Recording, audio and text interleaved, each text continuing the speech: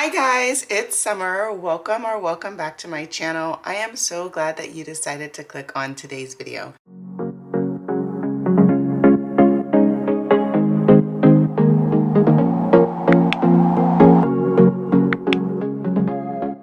In today's video, we are going to be creating my December budget. If you are new, welcome. My name is Summer and I'm currently on a financial journey to pay off all of my debt while saving money at the same time. I do budget using a zero-based budget and with the help of the cash envelope system, and I am currently paying off my debt using the avalanche method. If you are a returning subscriber, thank you so much for coming back and joining me for another video. I truly appreciate your support. So let's go ahead and get into today's video. If you are new, I do budget using the Budget Mom's Budget by Paycheck workbook. This is the box set.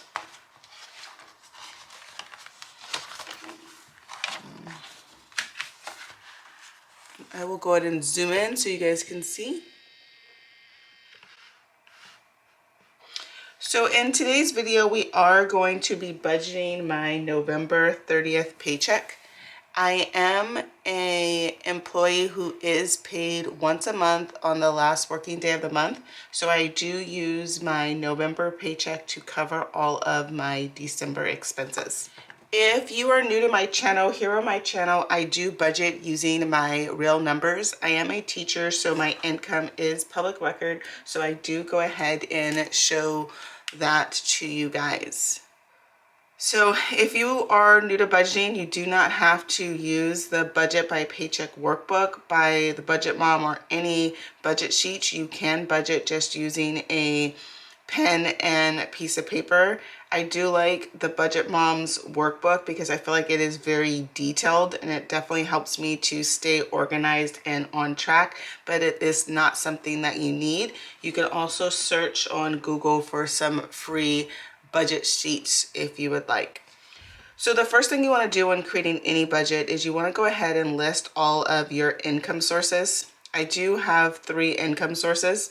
I have my teacher income that is divided into 2 different accounts, and then I do have other income that comes in every month. So my teacher income, I did get paid $6,898.12. And then I have $400 that goes into a super saver account. And then I get about $500 of other income a month. So I'll go ahead and put that there. Now that I have written down all of my income sources, we need to find out our income total for the month. That way we know how much we have to work with. So let's add up my income sources. So $6,898.12 plus $400 plus $500. So my total income is $7,798.12 for the month. So then what we're going to do is we're going to put that number on the income total line. Now that we know our income total, the first thing that we want to budget for is our fixed expenses. Fixed expenses are expenses that tend to stay about the same every month.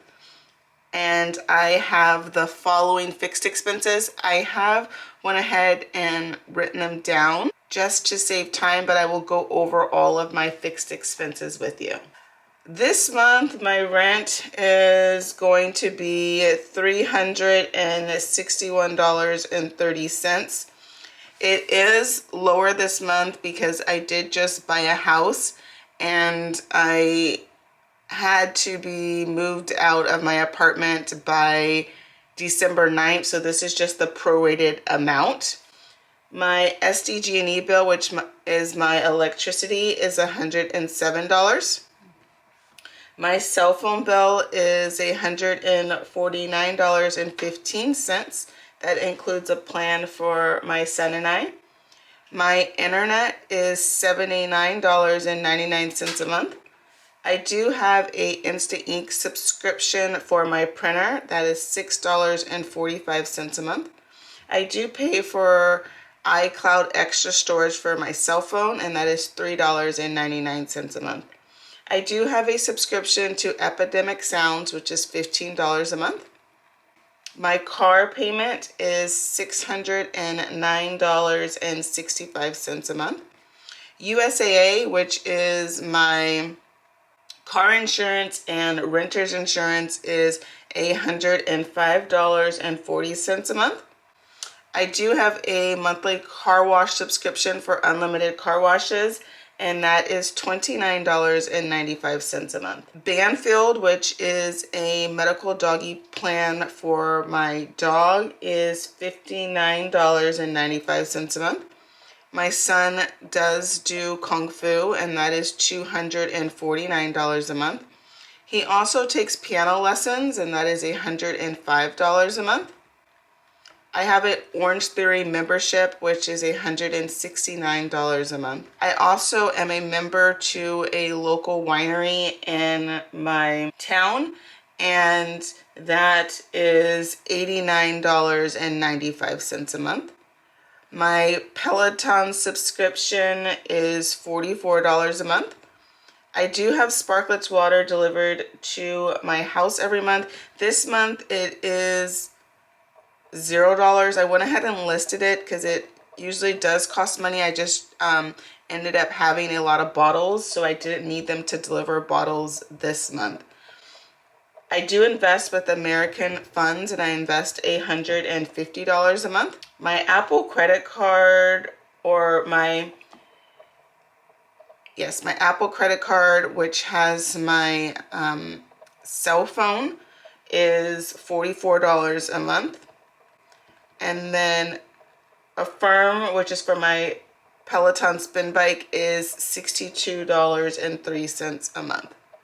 So that is a look at all of my fixed expenses. And now that I've written down all of my fixed expenses, we need to add up all our fixed expenses to get our bill total. And my Budget by Paycheck workbook, in this section, it does have a column for you to write down your dates, the due dates that your bills are due. I do not fill out this column because I do not keep track of my bills in this workbook. I keep track of my bills on my monthly budget calendar, and as I pay those bills, I put a check mark. So I just keep this section blank. So let's go ahead and add up all of my fixed expenses to get my bill total. So if you are budgeting along with me, go ahead and add up your fixed expenses now too. $361.30 plus $107 plus $149.15 plus $79.99 plus $6.45 plus $3.99 plus $15 plus $609.65 plus $105.40 plus $29.95 plus $59.95 plus $249 plus $105 plus $169 plus $89.95 plus $44 plus $150 plus $44 plus $62.03. So it says that my total bill total is $2,440.81. I do use a dual calculator. I do like to double check my numbers to make sure my numbers are correct. So on my calculator, I go ahead and push this button, and it takes my bill total and brings it down to the second screen. And now I'm going to go ahead and re-add up my fixed expenses to make sure that number matches.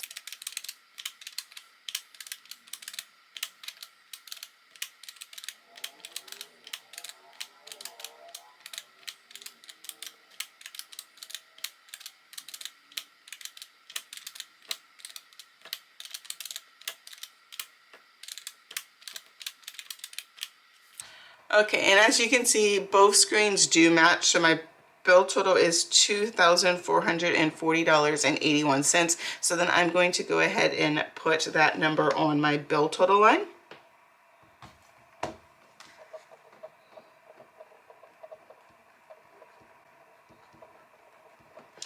Now that we know my bill total, we need to find out how much money we are left with after we pay all of our bills.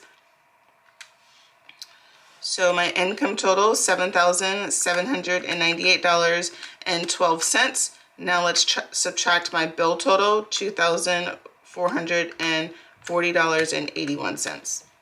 So after paying all of my fixed expenses, we are left over with $5,357.31. So I'm going to go ahead and put that on the leftover line. The next section that we are going to fill out is we are going to budget for our variable expenses. Your variable expenses are your expenses that change month to month. These are my cash envelopes. I have the following cash envelopes that I keep in my wallet: food, gas, household, miscellaneous, self-care, and guilt-free. And these amounts change every month depending on my budget and my needs. So let's put our leftover amount, $5,357.31. This month for food, we are going to give food its usual $500. For gas, we are going to budget its usual $340. For household this month, we are going to budget $100. I did go ahead and increase this amount since I am in the process of moving and I know that I'm going to need some additional household items. And then I also did increase miscellaneous because it is a season, so there's lots of unexpected expenses coming up, last minute presents, work events, and there's just a lot going on right now. So I just want to make sure I have a little bit more money in miscellaneous so that I have a realistic budget that I can stick to. Self-care is going to get its usual $300, and then guilt-free is going to get its usual $100. So now that I have budgeted for my variable expenses, let's go ahead and add up our variable expenses to see our envelope total. 500 plus 340 plus 100 plus 100 plus 300 plus 100. So my envelope total is $1,440. So now let's take our leftover amount after we paid our fixed expenses, $5,357.31, and let's subtract our envelope total, $1,440. So we are left over with $3,917.31. The next section that we are going to budget for, we are going to budget for our sinking funds. Sinking funds are just extra savings. So sinking funds are things that you know are going to be coming up and that you save for in advance. But before we budget for our sinking funds, let's go ahead and put our leftover amount of $3,917.31 on this line. So this month I'm going to be budgeting for the following sinking funds: moving, pet, home, summer saver, my Apple credit card, Christmas, and buffer. Apple credit card is not a sinking fund. It's actually a debt, so I did remove that. So for moving, I am going to budget $667.50. I am going to be hiring a moving company to move my items out of my apartment to my new home. For pet, we are going to give pet $80. My dog does need to get groomed, and that's going to cost about $80. For home, we are going to give home $1,500. My summer saver is going to get its usual $400. The Summer Saver is just a savings account, but it does accumulate a little bit more interest than a typical savings account. So I do put $400 into that account every month. Christmas is going to get $700. And I believe my buffer is going to get $76.11. So let's go ahead and add up our sinking funds, get our sinking fund total. So we have $667.50 plus $80 plus $1,500 plus $400 plus $700 plus $76.11. So our sinking fund total this month is $3,423.61. I do not usually budget this amount for my sinking funds, but since I am not having to pay my full rent this month, I did go ahead and put some of that money into my sinking funds to help cover other expenses, like moving is going to be an expensive expense, so I wanted to go ahead and make sure I was budgeting for that as well. So let's go ahead and take my leftover amount of $3,917.31 and let's subtract my sinking fund total of $3,423.61. Oops, I entered that wrong. $3,917.31 minus my sinking funds total of $3,423.61. So we are left with $493.70.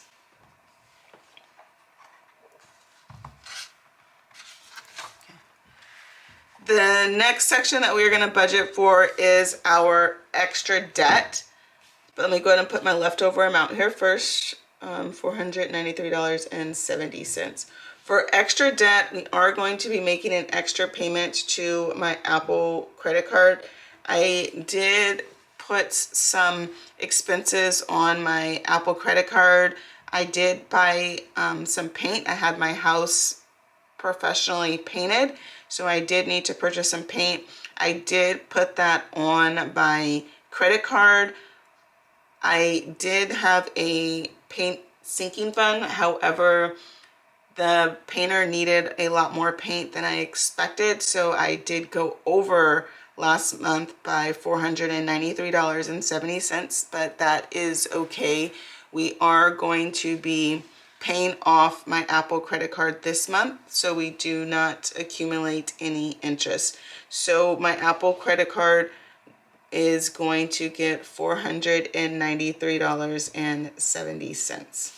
So now if we take our leftover amount of $493.70 and we subtract our extra debt payment to my Apple card of $493.70, that means we are left over with $0. So that is how I get a zero-based budget, where every dollar is accounted for. So if I were to go back and take my income total minus my bill total minus my envelope total minus my sinking fund total minus my extra debt total, that would give me $0. And that's really what you want to do every month, is you want to get a zero-based budget. You want to create a zero-based budget where every dollar is accounted for.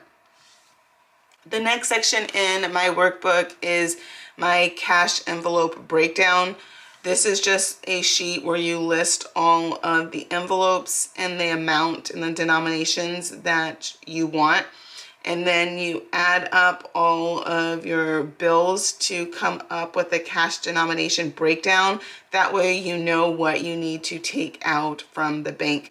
I'm not going to fill out this page today, just to save some time, but if you would like to see me fill out the cash envelope breakdown in my January budget, just go ahead and leave that in the comment section and I would love to do that for you guys. Well, that is a look at my December budget. I really hope that you enjoyed this video or found this video helpful. If you enjoyed this video or found this video helpful in any way, please give this video a thumbs up and definitely consider hitting that subscribe button to join me on my financial journey. I would love to have you become a part of the family. Well, I hope that you guys have an amazing day, and I look forward to seeing you guys in my December cash stuffing video. Bye! Don't forget to like, comment, and subscribe. It definitely does help out my channel, and I truly appreciate your support.